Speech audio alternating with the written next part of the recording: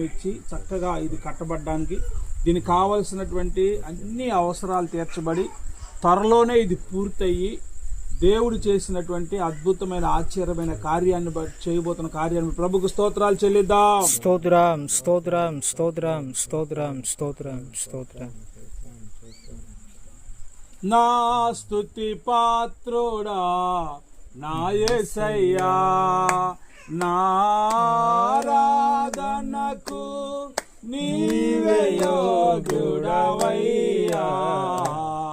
నా స్తుతి పాత్రుడా నా యేసయ్యా, యేసయ్యా నా యేసయ్యా, యేసయ్యా నా యేసయ్యా, యేసయ్యా నా యేసయ్యా, యేసయ్యా నా యేసయ్యా.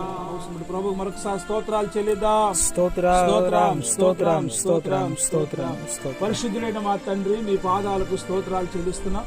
మా సహోదరుడు ఇర్మియా గారిని, నిస్సి జ్యోతక్కని మీరు ప్రేమించి మీరు అనుగ్రహించిన శ్రేష్టమైన గృహాన్ని బట్టి స్తోత్రాలు. మరి ఒక వరండా అదేవిధంగా వంట రూమ్ కట్టుకోబోతుండగా ఆయన బిడ్డలకు కావాల్సిన ప్రతి అవసరాలు దయచేయమని ప్రభువా, బయలుదారులకు మంచి జ్ఞానం ఇవ్వమని ప్రార్థిస్తున్నాను తండ్రి. అయ్యా, ఈ పనులన్నీ త్వరగా పూర్తవి ఆయన ఈ బిడ్డలు సంతోషించి ఆనందించినట్లుగా ఎన్నో సంవత్సరాలు ప్రభువా తండ్రి ఆయన తాటాకులతో వేసుకున్న వసారాలో ఉన్నారు. అది ఎంతో ఇబ్బంది కలిగిస్తూ ఉండింది. అయ్యా, మీరు ఇచ్చినటువంటి శ్రేష్టమైనటువంటి ఆలోచన బట్టి స్తోత్రాలు. స్థిరమైన పునాది బండ మీద కట్టబడినట్లుగా మీ బిడ్డలకు అనుగ్రహిస్తున్నందుకు స్తోత్రాలు.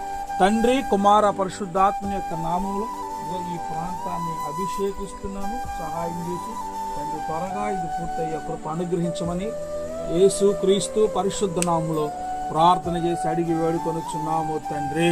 ఆమేన్ ఆమేన్ ఆమేన్.